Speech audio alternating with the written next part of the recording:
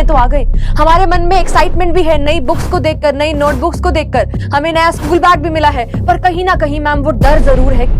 कैसे पढ़ना है कि हम 9th के अंदर भी बहुत अच्छे तरीके से अपने बेस को स्ट्रॉन्ग कर लें। तो बहुत सारे बच्चे तो क्लास 9 पार हो जाते हैं, उनको पता ही नहीं होता कि भाई पढ़ना कैसे, फिजिक्स को कैसे पढ़ना है, केमिस्ट्री को कैसे पढ़ना है, किस तरीके से कॉन्सेप्ट्स को हमें अच्छे से समझना है। तो सभी बच्चों के दिमाग में अभी ये क्वेश्चन होगा, क्या क्लास 9th सच में टफ होता है? तो चलिए फिर किस तरीके से हमें पढ़ाई करनी है क्लास 9th में आने के बाद, वो सारी चीजें मैं आपको बताती हूँ। Hello hello hello, hi everyone, क्या हाल चाल है मेरे छोटे छोटे से प्यारे प्यारे से बच्चों का, जिनका अभी अभी क्लास 8th के एग्जाम डन हो चुके हैं। तो मेरे रॉक स्टार्स आ चुके होंगे अभी तक, और ये सोच रहे होंगे कि मैम हम 9th में तो आ गए। हमारे मन में एक्साइटमेंट भी है नई बुक्स को देखकर, नई नोटबुक्स को देखकर। हमें नया स्कूल बैग भी मिला है, पर कहीं ना कहीं मैम वो डर जरूर है, क्योंकि हमने हमारे बड़े दीदी भैया से सुना है कि क्लास 9th बहुत मुश्किल होती है। क्लास 8th में लास्ट में जो भी चीजें हम पढ़ लेते हैं, जो मैम हमें स्कूल में करवा देती हैं, वहीं से पेपर आ जाता है ना। नोटबुक के अंदर जो क्वेश्चन और आंसर मैम ने लिखवा दिए वही पेपर में पूछते हैं। मैम 9th में तो ऐसा नहीं होता, दीदी भैया ने हमें बताया है। तो सभी बच्चों के दिमाग में अभी ये क्वेश्चन होगा, क्या क्लास 9th सच में टफ होता है? हर एक बच्चे के दिमाग में ये क्वेश्चन जरूर से जरूर होगा, जिसके अभी 8th क्लास के पेपर हो चुके हैं और वो 9th में आ चुका है ना। तो भाई इस टॉपिक के ऊपर इस क्वेश्चन का जवाब मैं तुम्हें आज देने वाली हूं कि किस तरीके से 9th में पढ़ना कैसे है। 9th में तो मैम नोट्स बनाने पड़ते हैं, 9th में तो मैम हमें जो है बहुत सारी चीजें डिटेल में पूरा की पूरा चैप्टर पढ़ना पड़ता है। बहुत सारे न्यूमेरिकल्स भी आने लगते हैं। अगर मैं फिजिक्स की बात करती हूँ, केमिस्ट्री में भी आपको न्यूमेरिकल्स देखने को मिलते हैं। बहुत सारे डायग्राम्स हमको पढ़ने पड़ते हैं, बहुत सारे एक्सपेरिमेंट्स हमें करने पड़ते हैं, है ना। मैथ्स की अगर मैं बात करती हूँ तो बहुत ही ज्यादा ऐसे टफ से चैप्टर आने लगते हैं, जिसको बच्चा सोचता है कि अरे ट्रिग्नोमेट्री क्या होता है। तो ये सारी चीजें क्लास 9th में आपको पहली बार इंट्रोड्यूस होती हैं। 8th तक थोड़ा सा सिलेबस हल्का रहता है, बहुत ज्यादा लंबे लंबे बड़े बड़े से चैप्टर्स भी नहीं होते हैं।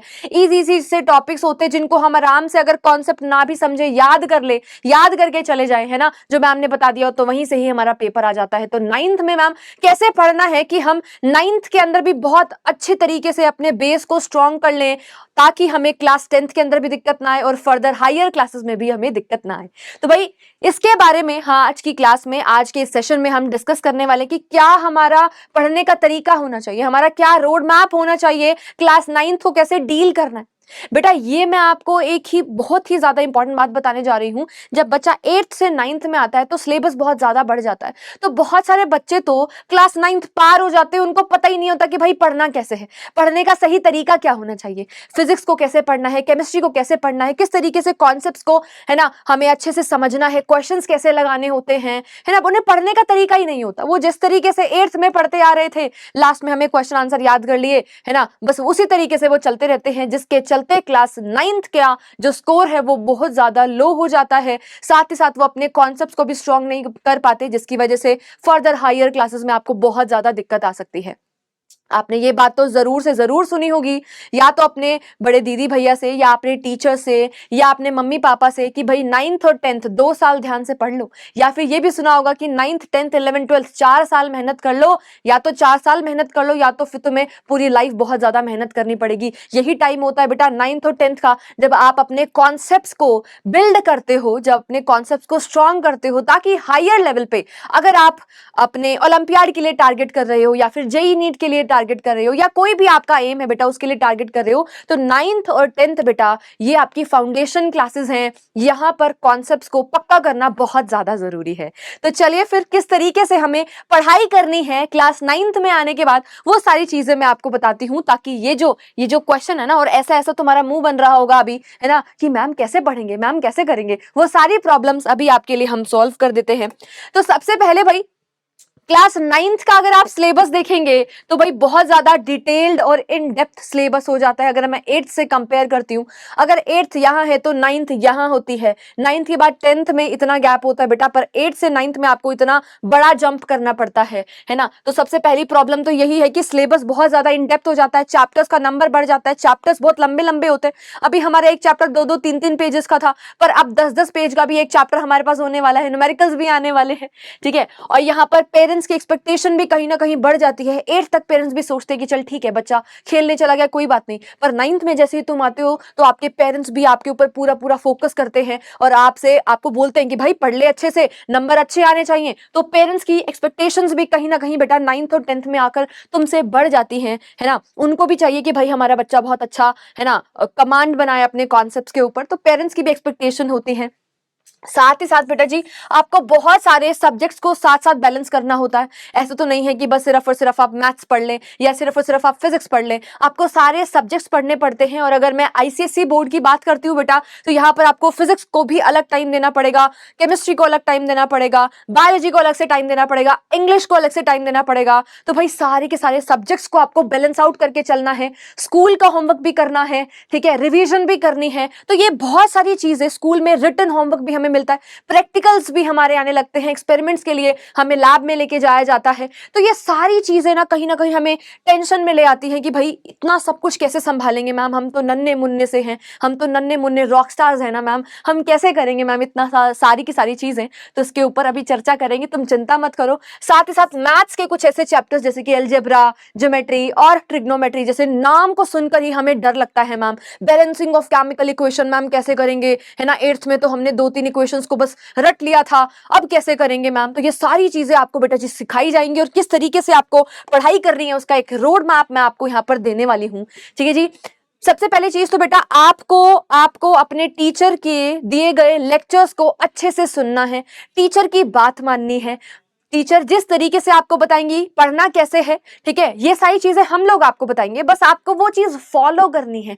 आपको सेल्फ डिसिप्लिन अपने अंदर रखना चाहिए। यहाँ पर मैं एक बात बोलूंगी कि अगर आप डेडिकेशन के साथ और डिसिप्लिन के साथ डे 1 से मेहनत करेंगे तो बेटा क्लास 9th के अंदर आपको कोई भी नहीं रोक सकता। चाहे क्लास 8th में आपको साइंस अच्छी ना लगती हो, मैथ्स अच्छा नहीं लगता हो, फिजिक्स केमिस्ट्री अच्छी ना लगती हो, पर बेटा हमारी गारंटी है कि अगर आप डे 1 से डेडिकेशन और डिसिप्लिन के साथ अपनी मैम की बात मानते हुए, अपने टीचर्स की बात मानते हुए, एक ही जगह पे फोकस करते हुए पढ़ाई करेंगे तो भाई आप उस पर्टिकुलर सब्जेक्ट के मास्टर बन जाएंगे, ठीक है। आप क्या बन जाएंगे, आपको मास्टरी मिल जाएगी उस पर्टिकुलर सब्जेक्ट के अंदर, टॉपिक के अंदर, ठीक है जी। तो क्या क्या हमारा रोड पे किस तरीके से हमें पढ़ना है, क्या हमारा रोड मैप होना चाहिए, उसको हम एक बार समझ लेते हैं। सबसे पहली बात तो आप जो भी लेक्चर आप देख रहे हैं, ठीक है, जिस भी तरीके का आप लेक्चर, जहां से भी आप पढ़ाई कर रहे हैं, तो आपको उस लेक्चर को पूरी तरीके से पढ़ना है। भाई पहले कॉन्सेप्ट तो सीखोगे कि क्या होता है हमारे पास, बैलेंसिंग हम करते कैसे हैं, है ना, बोर्स मॉडल होता क्या है, इन डेप्थ भाई लेक्चर में मैम या सर जो भी तुम्हें पढ़ा रहे हैं उनकी सारी बातों को तुम्हें ढंग से सुनना है। सबसे पहली चीज तो हम कॉन्सेप्ट्स को ही बिल्ड करेंगे ना, तो सबसे पहली चीज हमारे पास आती है कि आपको सबसे पहले लेक्चर को देखना है, और वो भी रेगुलरली देखना है। यूं नहीं कि एक दिन तो पढ़ाई कर ली, अगले दिन हमारा मन नहीं किया, हम खेलने चले गए बाहर दोस्तों के साथ, पिज्जा खाने चले गए, है ना, हमने फोन में टाइम वेस्ट कर दिया। नहीं, ऐसा नहीं करना है। आपको डेली का डेली पढ़ाई करनी है, एक भी दिन मिस नहीं होना चाहिए, ठीक है, चेन को ब्रेक नहीं करना है, रोज पढ़ना है, ठीक है। दूसरी चीज भाई, आपको बेटा जी जो भी होमवर्क दिया जाता है वो होमवर्क आपको करना है। जिस तरीके से आपको जो भी आप लेक्चर देखेंगे, जो भी आप पढ़ाई करेंगे, उससे रिलेटेड जो भी होमवर्क होगा वो आपको जरूर से जरूर यहाँ पर करना है, ठीक है। डीपीपी का मतलब क्या होता है, डेली प्रैक्टिस प्रॉब्लम, ठीक है। डेली प्रैक्टिस प्रॉब्लम बेटा जी आपको यहाँ पर मिलने वाली है अगर आप हमसे पढ़ते हैं, अगर आप पीडब्ल्यू से पढ़ते हैं। बहुत सारे बच्चों को ऑलरेडी पता होगा जो राइजर बैच में पढ़ चुके हैं हमसे, जिनको मैं प्यार से क्या बुलाती हूँ, रॉकस्टार्स बुलाती हूँ, और एक क्यूट सा नाम मैंने उन सभी बच्चों का रखा हुआ है, मोगू मोगू, राइट। तो भाई बहुत सारे मोगू मोगू अभी होंगे, लेक्चर ये वाला वीडियो देख रहे होंगे, उन सभी को पता है ना, कि किस तरीके से जब वो राइजर बैच में पढ़ते थे तो उनको हर एक लाइव क्लास के बाद बेटा जी क्या मिलता था, होमवर्क मिलता था। जिस तरीके से स्कूल में होमवर्क मिलता है वैसे ही बेटा हम भी आपको होमवर्क देंगे। तो भाई जो 8th से अब 9th में आ चुके हैं, ये 9th वाले बच्चों के लिए मैं यहाँ पर डिस्कशन कर रही हूँ, जो लास्ट ईयर राइजर बैच में थे, जो लास्ट ईयर 8th क्लास में थे, वो अब जो 9th क्लास में आ चुके हैं बच्चे, है ना, उन सभी के लिए बेटा जी पीडब्ल्यू लेकर आया है आप सभी के लिए स्पेशली डिजाइंड आईसीएसई बोर्ड के लिए रेडिएंट 2026 बैच। रेडिएंट बैच का नाम है, भूलना मत, राइजर क्लास 8th के लिए है। यहां पर मैं क्लास 9th के बच्चों की बात कर रही हूं जो इसी साल 9th में आए हैं, तो रेडिएंट बैच उसका नाम है, ठीक है जी। तो वहां पर सबसे पहले आपको करना क्या होगा, लेक्चर्स को बेटा जरूर देखना है। सबसे पहले हम कॉन्सेप्ट को बिल्ड करेंगे। अब कॉन्सेप्ट हमको कितना समझ में आया उसको जानने के लिए हम क्या सॉल्व करेंगे, क्वेश्चंस लगाएंगे। ठीक है, आपको जो होमवर्क दिया जाएगा वो होमवर्क आपको करना है, तो डीपीपी का मतलब होता है कि आपको होमवर्क कराया जाएगा। After lectures for the instant practice, आपको हर एक लेक्चर के बाद है ना इंस्टेंट प्रैक्टिस के लिए क्या मिलेंगी, डीपीपी मिलेंगी। अब इसकी एक खास बात बेटा जी, पीडब्ल्यू जो आपको डीपीपी देता है वो 2-3 फॉर्मेट में देता है। पहली चीज, बच्चों को ना क्विज खेलने में बहुत मजा आता है, उससे 2 चीजें होती है। उससे एक तो आपका टाइम चेक होता है कि कोई भी क्वेश्चन को सॉल्व करने में आप कितना टाइम लगा रहे हो, और थोड़ा सा इंटरेस्टिंग हो जाता है। तो आपको यहाँ पर डीपीपी में जितने भी क्वेश्चंस मिलेंगे 10, 12, 7, 8 डिपेंडिंग अपॉन कि हमने क्लास में कितनी देर पढ़ाई करी है, ठीक है। तो भाई यहाँ पर जो हमारी डीपीपी के क्वेश्चंस होंगे वो आपको क्विज फॉर्मेट में मिलेंगे। अब बात ये आती है कि मैम हमें तो स्कूल के एग्जाम से पहले उन सारे के सारे क्वेश्चंस को रिवाइज करना होगा, तो फिर मैम हम क्विज वाली चीज को कैसे रिवाइज करेंगे, क्या हम कॉपी में लिखें? तो बेटा आपको वो सेम क्वेश्चंस पीडीएफ फॉर्मेट में भी मिलने वाले हैं, जिसको आप डाउनलोड करके अपने पास स्टोर करके रख सकते हैं, ठीक है जी। नेक्स्ट है आपके पास attend doubt sessions, get all questions answered. आपको बेटा जी यहाँ पर डाउट सेशन भी मिलने वाले हैं, जो भी डाउट आपका रह जाएगा। एक तो बेटा लाइव क्लासेस रहती हैं, जो भी लाइव क्लासेस रहेंगी उसमें सामने आप जो भी चीज बाय चांस आपको पढ़ाते पढ़ाते टीचर का कुछ समझ में नहीं आया या कोई डाउट आपका रह गया तो आप इंस्टेंटली पूछ सकते हो। बट उसके बाद भी जब आपने डीपीपी सॉल्व कर ली, देन उसके बाद आपको कोई डाउट आता है तो आप अपना डाउट भी पूछ सकते हैं, ठीक है जी। डाउट का आपका सॉल्यूशन दिया जाएगा, कोई भी डाउट आपका नहीं बचेगा, ठीक है। चलिए अगला स्टेप हमारे पास आता है आपको रिव्यू हैंड रिटन नोट्स। आपको हैंड रिटन नोट्स मिलने वाले हैं, टीचर के हैंड रिटन नोट्स मिलेंगे, ठीक है। तो जो भी चीजें आपको पढ़ाई जाएंगी क्लास के अंदर है ना, वो सारी की सारी चीजें मैम के या सर के, जो भी टीचर से आप पढ़ रहे हो, उन सभी टीचर्स के खुद के हैंड रिटन नोट्स आपको दिए जाएंगे, जिनको आपको क्या करना है, रिवीजन करना है। क्विक रिवीजन के लिए आपको बेटा जी वो यूज करने हैं नोट्स, ठीक है जी। और उन्हीं नोट्स की हेल्प से आप खुद के अपने पर्सनल नोट्स भी बना सकते हैं, और बाकी चीजें तो हम बैच में भी आपको बताते रहेंगे, साथ साथ कि नोट्स कैसे बनाने होते हैं, कैसे पढ़ाई करनी होती है, वो हम बताते रहेंगे साथ साथ। अच्छा जी, अब बात ये आती है कि मैम क्या रेगुलर टेस्ट वगैरह भी होंगे क्या? क्योंकि जब तक टेस्ट नहीं होते हैं पेरेंट्स को है ना, मम्मी पापा को कहीं ना कहीं सेटिस्फेक्शन नहीं होती कि हमारा बच्चा कैसा है, अभी कैसा परफॉर्म कर रहा है।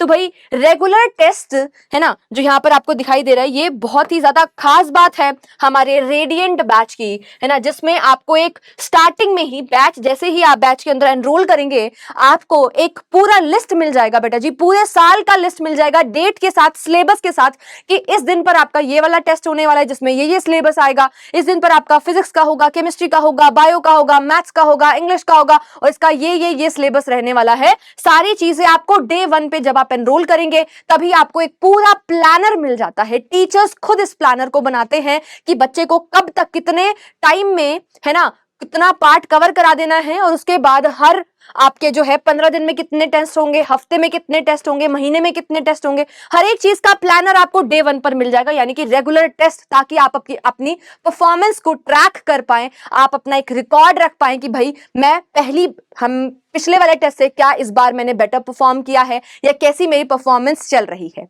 नेक्स्ट है बेटा जी आपको फॉलो वीडियो और text solution for test and DPP. अब भाई बात ये आती है कि मैम हमने टेस्ट तो दे दिया, पर टेस्ट में मान लीजिए हमारे 5 नंबर कट गए, तो वो 5 नंबर कौन कौन से क्वेश्चंस में कटे, हमने क्या गलती कर दी थी है ना, उस पर्टिकुलर क्वेश्चन में हमारी क्या मिस्टेक रह गई, क्या हमें कॉन्सेप्ट नहीं आया, या कहां पर गलती हो गई, उसके लिए बेटा जी आपको उसका टेक्स्ट सॉल्यूशन, यानी कि पूरी के पूरी टेस्ट का आपको है ना टेक्स्ट सॉल्यूशन पीडीएफ मिलेगी। साथ ही साथ मान लो कई बार टेक्स्ट को देखकर समझ में नहीं आता है, तो बुक्स भी हमारे पास है ना, तो फिर हम बुक्स में से ही पढ़ ले। तो भाई आपको अगर वहां से टेक्स्ट सॉल्यूशन से समझ में आ जाए तो बहुत बढ़िया, और नहीं आए तो कोई दिक्कत वाली बात नहीं है, क्योंकि यहाँ पर आपको हम वीडियो सॉल्यूशन भी देने वाले हैं, जिसमें टीचर खुद आपको समझा रहा होगा कि भाई इस क्वेश्चन को कैसे सॉल्व करना था, ठीक है। आइए नेक्स्ट हमारे पास आता है रेगुलर सेल्फ रिवीजन। आपको सेल्फ रिवीजन करवाई जाएगी बीच बीच में है ना, और आपको खुद से भी रिवीजन करनी है बेटा जी, क्योंकि बेटा पढ़ाई तो सब करते हैं, पर जो बार बार चीजों को रिवाइज करता है ना, मल्टीपल टाइम जो रिवीजन करता है बेटा, उसी के ही माइंड में सारे के सारे कॉन्सेप्ट्स फिट हो जाते हैं, और वो कभी भी नहीं भूलता। तो एक कॉन्सेप्ट, एक चीज आप हमेशा अपने माइंड में रखेंगे कि आपको मल्टीपल टाइम रिवीजन करनी है। जो भी चीज आप जिस दिन पढ़ते हो, आपको उसी दिन सोने से पहले पहले रिवाइज कर लेना है, ठीक है। चलिए आई होप ये सारे के सारे 7 स्टेप्स आपको समझ में आ गए हैं। 8th स्टेप हमारे पास है बेटा जी, जितनी भी प्रॉब्लम यहाँ पर है ना आपको अभी तक दिखाई दे रही थी कि किस तरीके से हम 9th में पढ़ाई करेंगे, आई होप काफी सारी प्रॉब्लम्स का मैं सॉल्यूशन आपको बता पाई हूँ, एक रोड मैप बता पाई हूँ। तो ये जितनी भी प्रॉब्लम्स बड़ी बड़ी आपको दिख रही है कि क्लास 9th मैम कैसे डील करें भैया दीदी, है ना, कि तो बहुत कम नंबर आए थे, तो हम कैसे करें कि हमारे बहुत अच्छे नंबर आए और हमारी फाउंडेशन बहुत स्ट्रांग हो जाए, ताकि हम 11th 12th में जेई नीट की प्रिपेयर अच्छे से जेई और नीट के लिए भी प्रिपेयर कर पाए, और साथ ही साथ अगर यूपीएससी और बाकी एग्जाम्स के लिए भी आप प्रिपेयर करना चाहते हो तो उनके लिए भी हमारी फाउंडेशन बिल्कुल स्ट्रांग हो जाए। तो सारी चीजों का सॉल्यूशन है बेटा जी आपके पास radiant 2026 batch, specially design for class 9th ICSE students. ठीक है, लाइव क्लासेस रोज होने वाली हैं, दिन की 2 या 3 क्लासेस आपकी रहेंगी, है ना। स्टार्टिंग में हम दिन में 2 क्लासेस रखेंगे, क्योंकि अभी अभी आप 8th से और 9th में आए ही हैं, तो बहुत ज्यादा लोड आपको नहीं देंगे। लाइव क्लासेस रहेंगी, डेली प्रैक्टिस प्रॉब्लम यानी कि होमवर्क आपको मिलने वाला है, वो भी क्विज फॉर्मेट के अंदर। शेड्यूल्ड टेस्ट बेटा जी आपको मिलेंगे, जिसके लिए आपको डे 1 पे प्लानर दे दिया जाएगा। पीडीएफ नोट्स आपको मिलने वाले हैं, क्लास के हैंड रिटन टीचर के नोट्स आपको मिलने वाले हैं, और ये सारी चीजें बेटा जी आपको मिलने वाली है जस्ट इन 3999। ठीक है जी, और ये ऑफर जो है लिमिटेड है, जल्दी से आप एनरोल कर सकते हो। बैच का नाम मत भूलना, बस रेडिएंट 2026 बैच। ठीक है जी, आई होप आप सभी को जो भी प्रॉब्लम थी ना कि किस तरीके से हमें पढ़ाई करनी है और क्या हमारी सारी प्रॉब्लम्स का क्या सॉल्यूशन रहेगा, सभी को क्लियर हो गया होगा। ठीक है जी, अब यहां पर मैं थोड़ा सा आपको झलक दिखाना चाहूंगी कि किस तरीके से हम क्लास 9th के बच्चों को लाइव क्लासेस में पढ़ाते हैं। तो इस तरीके से बेटा जी ये देखिए, कुछ कुछ चीजें यहां पर आपको पीपीटी के ऊपर दिखाई दे रही है, और बाकी चीजें मैम ने खुद यहां पर देखो क्या कर रखी है, लिखी हुई है। तो हैंड रिटन नोट्स प्रॉपरली आपको पीडीएफ फॉर्मेट में मिलने वाले हैं। यहाँ पर आप देखिए कितना सुंदर मैम ने बायो का जो है डायग्राम बनाया है, सेल का डायग्राम बनाया है। तो ये सारे नोट्स आपको मिलने वाले हैं, और साथ ही साथ आपको साथ साथ हम टाइम भी देंगे, क्योंकि वो लाइव क्लासेस होंगी, तो वहां पर आप खुद भी है ना लेक्चर में से भी खुद के नोट्स बना सकते हैं, और वैसे तो आपको टीचर के हैंड रिटन नोट्स मिल ही जाएंगे। ठीक है, ये देखिए फिजिक्स की क्लास चल रही है, सर बिल्कुल बहुत बढ़िया तरीके से आपको न्यूमेरिकल इस तरीके से सॉल्व करके दिखाएंगे। सारे के सारे टॉपिक्स को हम कवर करेंगे, थ्योरी भी, न्यूमेरिकल भी, कॉन्सेप्ट्स भी। ठीक है, डिटेल्ड कॉन्सेप्ट्स की आपको एक्सप्लेनेशन यहाँ पर मिलने वाली है। कोई भी चीज बेटा जी छूटेगी नहीं, सारी चीजें हम डन करेंगे। ठीक है जी, क्लियर है। अब डीपीपी के बारे में जो आपको मैं बता रही थी कि किस तरीके से क्विज फॉर्मेट में आपको मिलने वाला है, जो भी क्वेश्चन होगा बेटा जी यहाँ पर आपको इस तरीके से दिखेगा, और 4 ऑप्शंस में से आपको टिक मार्क करना होगा। क्लियर है। फिर आपको यहाँ पर टाइम भी बताया जाएगा कि कितनी देर में आपने राइट जवाब दिया है, और टोटल अगर 10 क्वेश्चंस आपको दिए थे तो 10 में से कितने क्वेश्चंस ठीक है, क्या आपका स्कोर है, इस तरीके से आपको बताया जाएगा। उसके बाद बेटा आप डीपीपी का पीडीएफ इस तरीके से डाउनलोड कर सकते हैं। देखिए यहाँ पर लिख रखा है डीपीपी पीडीएफ। ठीक है, तो आप ये सारे क्वेश्चंस जो क्विज की फॉर्मेट में करेंगे उन सभी की आपको पीडीएफ भी मिलेगी, जिसको आप अपने पास रख सकते हैं। ठीक है, आगे रिवीजन करने के लिए। अच्छा, उसके बाद आपको शॉर्ट नोट्स की फॉर्म में यहाँ पर इस तरीके से हैंड रिटन नोट्स भी मिलने वाले हैं। ठीक है, chapter wise hand written notes आपको मिलेंगे। क्लास के नोट्स तो बेटा मिलेंगे ही मिलेंगे, जो मैंने अभी पीछे दिखाया आपको, उसी के साथ आपको कंप्लीट हैंड रिटन नोट्स भी मिलने वाले हैं, शॉर्ट नोट्स मिलने वाले हैं, ताकि आपके लिए चीजों को याद करना आसान हो जाए, क्विकली चीजों को सम अप करना आसान हो जाए। ठीक है जी। अच्छा, उसके बाद बेटा जी रेगुलर इवेल्युएशन और इंप्रूवमेंट के लिए आपको यहाँ पर बताया जाएगा किस तरीके से टेस्ट यहाँ पर होने वाले हैं, है ना। और ऑब्जेक्टिव टेस्ट होगा, सब्जेक्टिव टेस्ट होगा, हर एक तरीके का टेस्ट हम आपका यहाँ पर लेंगे, ताकि आप अपनी परफॉर्मेंस को चेक कर पाए, इन चेक रख पाए, क्योंकि परफॉर्मेंस को इन चेक रखना इज वेरी वेरी इंपॉर्टेंट। अच्छा, अब यहाँ पर लाइव क्लासेस के दौरान थोड़े से और फीचर्स मैं आपको बताना चाहूंगी, है ना। बहुत ही ज्यादा इंटरैक्टिव लाइव क्लासेस हमारी यहाँ पर होती हैं। तो यहाँ पर अगर आप देखोगे तो हमारे पास क्लास के अंदर भी क्विज कराने का एक फॉर्मेट रहता है वहां, जिसको हम कहते हैं पोल। ठीक है, तो वाया पोल्स बेटा जी हम यहाँ पर आपको कोई भी हमने कॉन्सेप्ट पढ़ाया था उसी से रिलेटेड कोई क्वेश्चन हम आपसे पूछेंगे, और यहाँ पर बेटा जी आपको स्क्रीन के ऊपर रिफ्लेक्ट करेगा ABCD में से मैं आपको टाइम दूंगी 30 सेकंड्स, 45 सेकंड्स। तो उसी टाइम के अंदर आपको क्वेश्चन को सॉल्व करके टिक मार्क करना है। एंड जिन भी बच्चों ने फास्टेस्ट आंसर दिया होगा, सही आंसर दिया होगा, उन सभी का नाम बेटा जी यहाँ पर लीडर बोर्ड के ऊपर रिफ्लेक्ट होगा लाइव क्लास के अंदर। तो ये भी थोड़ा सा काफी इंटरेक्टिव है ना सेशंस हमारे पास रहते हैं। ठीक है, सारे के सारे कॉन्सेप्ट्स को हम क्लियर करते हैं, डाउट्स को हम रिजॉल्व करते हैं। तो कोई भी आपको अगर डाउट रहता है ना, तो आप हमारे डाउट इंजन के ऊपर यहाँ पर डाल सकते हो, और कुछ ही देर बाद बेटा जी हमारे जो एसएमईज होते हैं, बैकएंड पे पूरा टीम रहता है जो कि आपके डाउट्स को बार बार चेक करता रहता है, देखता रहता है। जैसे ही उनको लगता है कि यस नया डाउट कोई आया है तो उसको उसी टाइम तुरंत सॉल्व कर दिया जाता है, जिस तरीके से यहाँ पर आपको दिखाई दे रहा है। ऑडियो फॉर्मेट में भी अगर हमें लगता है कि यार है ना कि ऑडियो फॉर्मेट में ज्यादा बच्चे को अच्छे से समझ में आएगा डाउट, तो ऑडियो फॉर्मेट भी है, रिटन फॉर्मेट भी है, मतलब फोटो भी क्लिक करके टीचर डाल सकते हैं। साथ ही साथ बेटा जी वहां पर टाइपिंग के फॉर्मेट के थ्रू भी हम आपको कॉन्सेप्ट्स यानी कि आपके डाउट्स जो हैं वो बता सकते हैं। ठीक है, अगेन मैं बैच का नाम बता रही हूं भाई, है ना, ताकि कोई कंफ्यूजन नहीं हो। बैच का नाम है radiant 2026 batch and specially design for class 9th। ठीक है जी, जो 8th से 9th में आ चुके हैं उन बच्चों के लिए बेटा जी हमारे पास ये बैच है जस्ट इन ₹3,999। भूलना मत भाई, ठीक है, भूलना मत। क्लियर है, डन है। अच्छा, अब रेडिएंट 2026 बैच के बारे में थोड़ी सी चीजें और मैं आपको यहाँ पर बताना चाहूंगी। ऑनलाइन टेस्ट सीरीज के बारे में आपको बता चुकी हूँ। ठीक है, अगर आप हमारा बैच लेते हैं तो उसके बाद अपकमिंग जितने भी बैचेस रहेंगे वो फ्री ऑफ कॉस्ट आपको मिलने वाले हैं। खजाना का फीचर भी बेटा जी आपको मिलता है। ये खजाना फीचर क्या है, ये बहुत ही स्पेशल फीचर है। ठीक है, यहाँ पर आपको पिछले सालों में जितने भी हमने बैच अभी तक रन किए हैं, है ना, उन सभी फैकल्टीज, उन सभी जितने भी टीचर्स हमने यहाँ पर आपको पढ़ाते हुए आपने देखे हैं, उन सभी टीचर्स के बेस्ट से बेस्ट लेक्चर्स बेटा जी आपको खजाना के अंदर देखने को मिलेंगे। आप उनसे भी पढ़ सकते हैं। ठीक है, मान लीजिए आपको कोई चैप्टर पढ़ना है, जैसे फॉर एग्जांपल हाइड्रोजन चैप्टर पढ़ना है, पहले पढ़ना चाहते हो, ठीक है, समर वेकेशन चल रही है, पहले ही आप पीरियोडिक टेबल कवर करना चाहते हो, आप बेटा जी खजाना के अंदर से पढ़ सकते हो उसको पहले से। ठीक है, आपको बीच बीच में मेंटरशिप सेशंस मिलेंगे जिसमें टीचर खुद आपसे इंटरेक्ट करेंगे कि आप अकेडमिक नॉन अकेडमिक किस तरीके की प्रॉब्लम्स को फेस कर रहे हैं, वो सारी प्रॉब्लम्स को हम रिजॉल्व करेंगे। ठीक है, अगेन रेडिएंट 2026 बैच के ऊपर आपको टिक करना है, ठीक है, क्लिक करना है जब आप परचेज कर रहे होंगे। एंड बेटा ये 10th मार्च तक का आपको बेटा इसका ऑफर दिया गया है, जो मैंने अभी आपको प्राइस बताया इसका। ठीक है, सो भाई किस बात की देरी है, किस बात की देरी है। सारी चीजें मैंने आपको डिटेल में बता दी है, क्या क्या चीजें आपको कवर कराई जाएंगी, कैसे आपको पढ़ाया जाएगा, किस तरीके से आपको पढ़ना है, कौन कौन सी चीजों का आपको ध्यान रखना है जब आप 8th से 9th में आते हैं। तो भाई अब बिल्कुल भी देर नहीं करनी है। 10th जो मार्च है लास्ट डेट है, जल्दी से बैच के अंदर एनरोल कर दो। ठीक है, बाकी तो हम बैचेस में मिलने ही वाले हैं।